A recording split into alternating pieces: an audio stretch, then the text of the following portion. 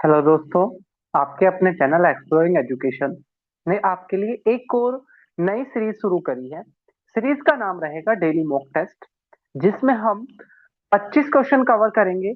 ये 25 क्वेश्चन सारे सब्जेक्ट को कवर कर रहे होंगे और इनको हम डिटेल में भी एक्सप्लेन करेंगे। तो पहला क्वेश्चन आप लोगों के लिए है, हाँ, इसमें आपकी हिस्ट्री, पॉलिटी, जियो, इकोनॉमिक्स, करंट अफेयर्स, ये सारी चीजें और जनरल साइंस, ये सारी चीजें आपकी इसमें कवर होगी। तो बात करें हम करंट अफेयर्स का, पहला क्वेश्चन है, वो कह रहा है कि उस एक्ट का क्या नाम होगा। ठीक है, उस एक्ट का क्या नाम होगा जिसका जो मनरेगा को रिप्लेस कर रहा है। तो उस एक्ट के नाम की अगर हम बात करें तो हमारे यहाँ पर क्या आता है, Mahatma Gandhi national rural employment guarantee act आया था।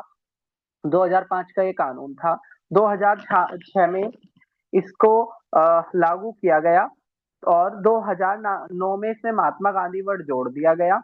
इसमें 100 दिन का काम मिलता था रजिस्टर करने पर, और इसमें जो खर्च होता था वो 60-40 होता था। 60% खर्च जो थी वो केंद्र सरकार करती थी, 40 राज्य सरकार करती थी। लेकिन अब इसको बदला गया है। ठीक है, जिसका जो नया जो है उसका नाम होगा वीबीजी रामजी स्कीम। और इसके तहत क्या होगा, काम मिलेगा 125 दिन का। केंद्र सरकार मतलब कि जो पहले वाला मनरेगा था ना, उसमें 90% केंद्र सरकार देती थी, 10% राज्य सरकार देती थी। अब वाला जो है, इसमें केंद्र सरकार 60% देगी और 40% राज्य सरकार देगी, जो आपके नॉर्मल राज्य है। लेकिन जो नॉर्थ ईस्ट के राज्य है या हिली एरिया है, वहां पर 90-10 का ही रेशियो रहेगा। 125 दिन का काम मिलेगा। तो पहले क्वेश्चन का जो अपना आंसर है वो 2 हो जाएगा। अगर ये आपका सही है तो इसमें करेक्ट लगा लो और लास्ट में 25 में से आपको अपने मार्क्स लिखने हैं। दूसरा क्वेश्चन इकोनॉमिक सब्जेक्ट से है। वो ये कह रहा है, जब किसी पब्लिक कंपनी की किसी कंपनी के शेयर पहली बार पब्लिक के लिए आते हैं तो उस टर्म को क्या कहते हैं।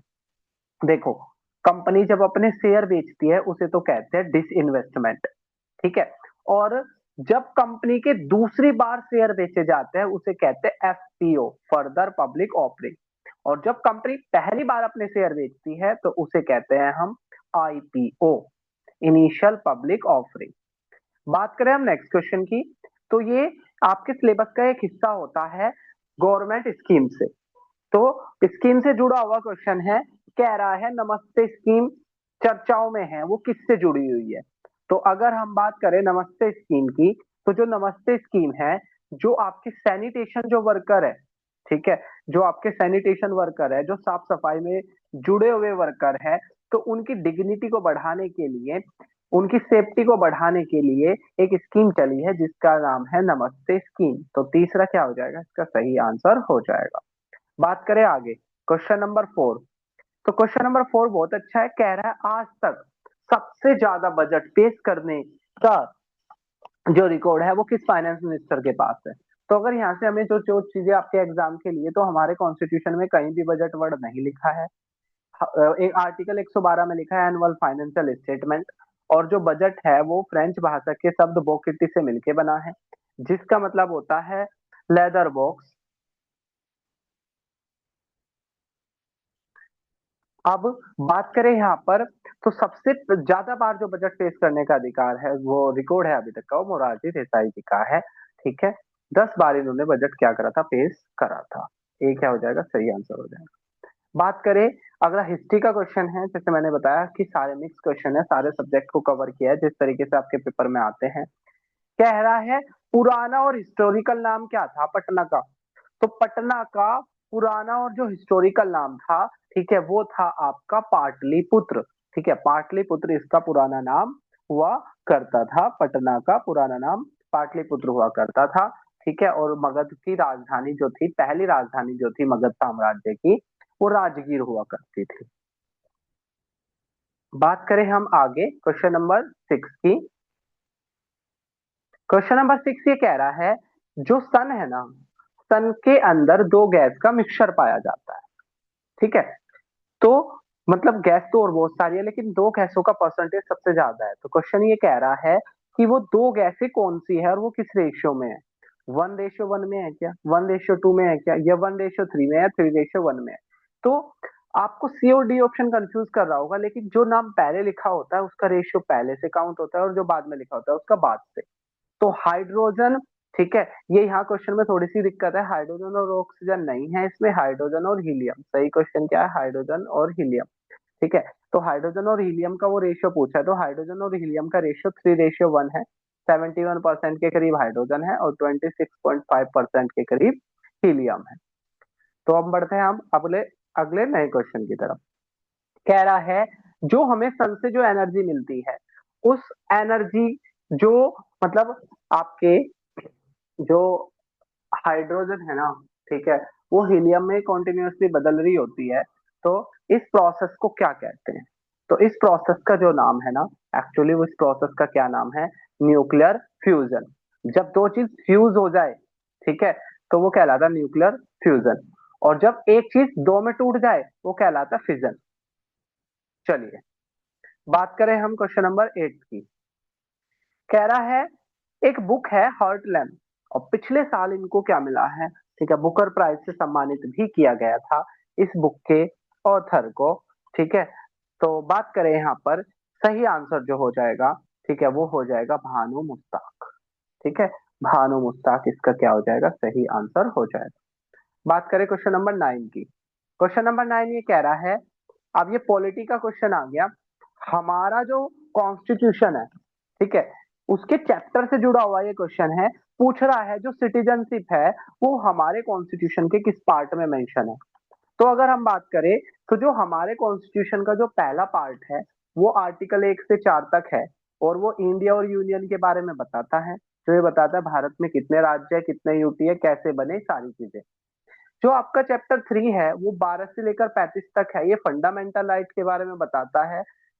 यूएसए से हमने फंडामेंटल राइट लिए हैं, 6 फंडामेंटल राइट है, जिसमें सीक्वेंस से अगर हम बात करें, पहले इक्वालिटी है, फिर फ्रीडम है, ठीक है, फिर राइट अगेंस्ट एक्सप्लॉयटेशन है, फिर आपके रिलीजियस राइट है, और लास्ट में जो है वो आपके, ठीक है, वो कॉन्स्टिट्यूशन, फिर कल्चरल राइट है, और लास्ट में आपके कॉन्स्टिट्यूशनल रेमेडीज के, इस तरीके से 6 राइट है।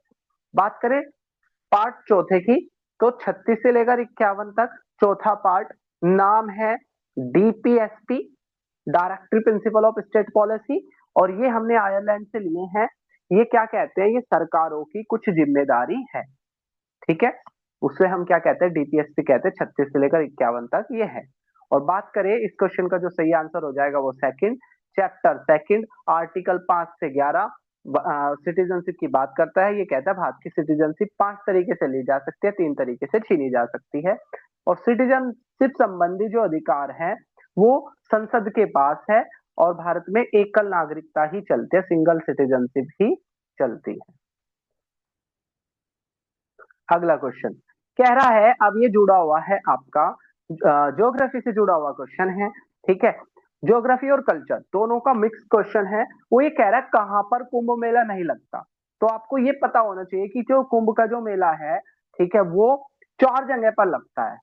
कहाँ कहाँ? हरिद्वार में लगता है, ठीक है, प्रयागराज यानी कि संगम पे लगता है, इसके अलावा उज्जैन में लगता है, और नासिक में लगता है।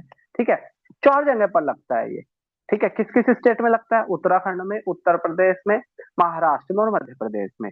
अब अगला क्वेश्चन दे दिया रिवर का, तो आपको पता होना चाहिए कि भाई हरिद्वार गंगा नदी के किनारे है, गंगा यमुना का जो संगम है वो प्रयागराज में है, ठीक है, और जो गोदावरी है वो आपकी उज्जैन में हो गई, ठीक है, और नासिक में कौन सी हो गई? सिप्रा हो गई। तो यानी कि क्या हुआ?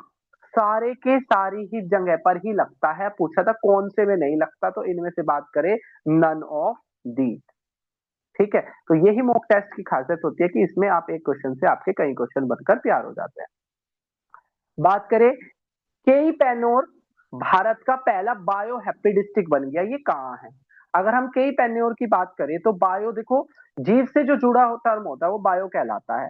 हैप्पी मतलब खुश, ठीक है, तो भाई बायो हैप्पी जो डिस्ट्रिक्ट बना है, ठीक है, वो कौन सा रहा रहेगा आपका? ये जो केई पेन्योर है, ये अरुणाचल प्रदेश के अंदर है।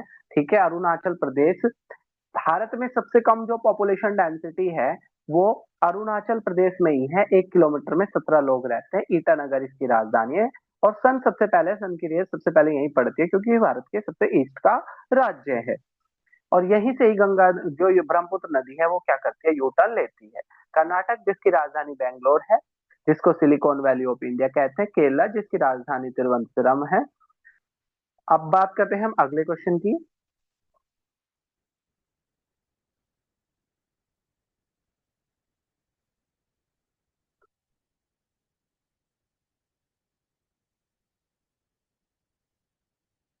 अगला क्वेश्चन कह रहा है इन सर्च, एक बुक है, बुक का नाम है in search of bio happiness.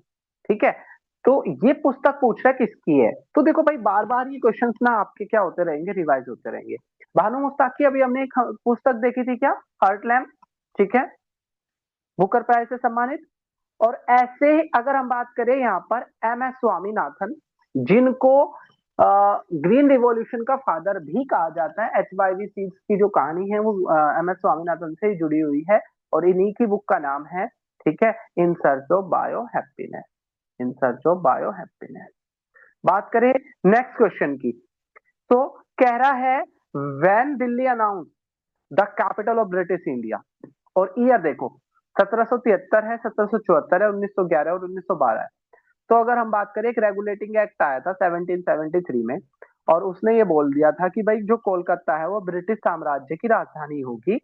और ये कानून 1773 का था, और 1774 से, ठीक है, दिल्ली कोलकाता क्या हो गई थी, ब्रिटिश इंडिया की राजधानी हो गई थी। लेकिन जब जॉर्ज पंचम भारत विजिट करने आए तो उन्होंने ये अनाउंस किया, ठीक है, उन्होंने ये अनाउंस किया कि राजधानी को कोलकाता से शिफ्ट करके दिल्ली लाया जा रहा है। ठीक है, और ये साल था 1911 का। बात करें कब से, अगर पूछे कब अनाउंस हुई, तो 1911 में अनाउंस हुई, और बनी कब, 1912 में।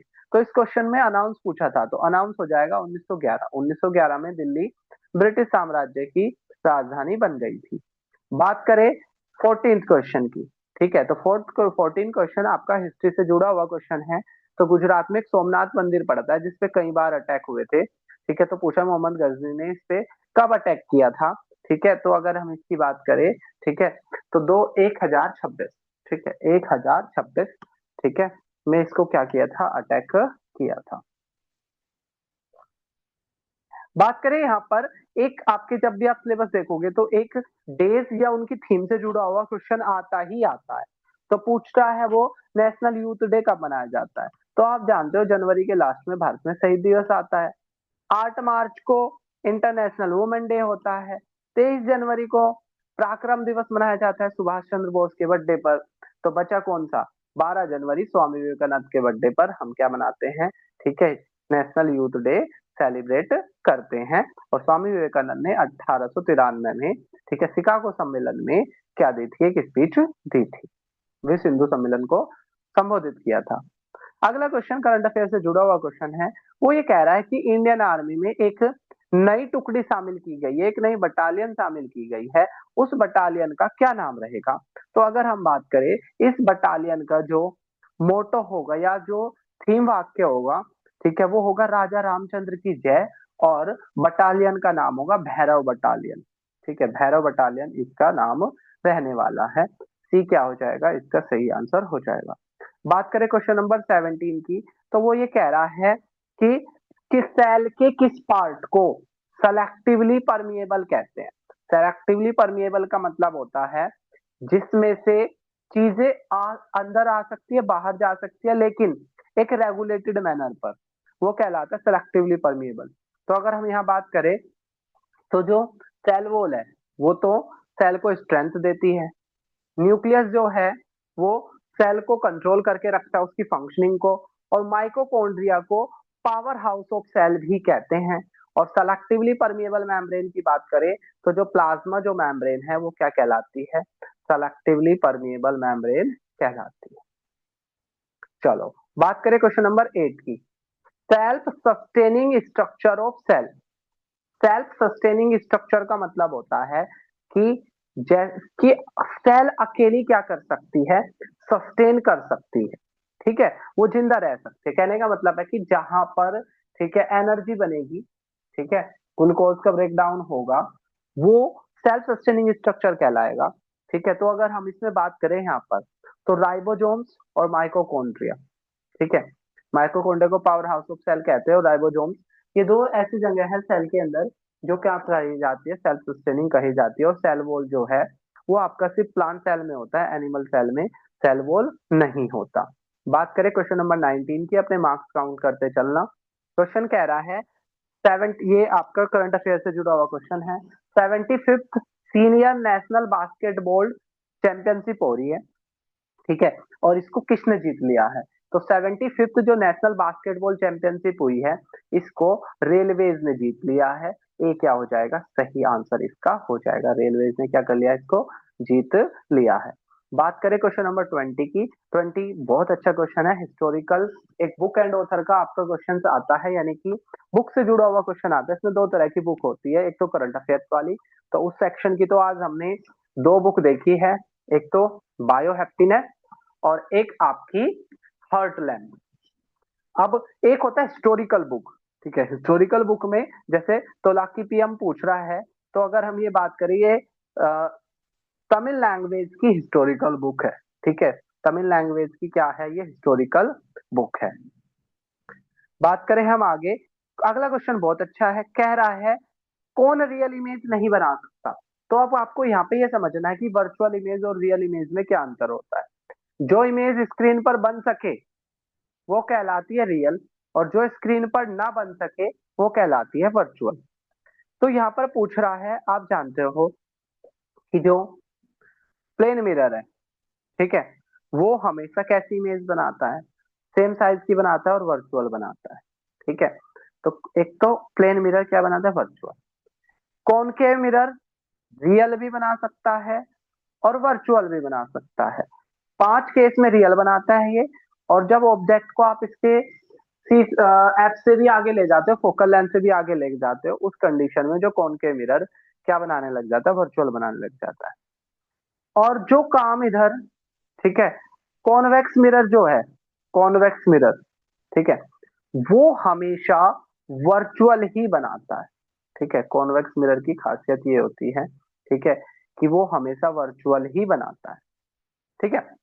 अब बात करें यहाँ पर हम कॉन्वेक्स लेंस की, कॉनकेव मिरर का जस्ट उल्टा होता है कॉन्वेक्स लेंस, ठीक है।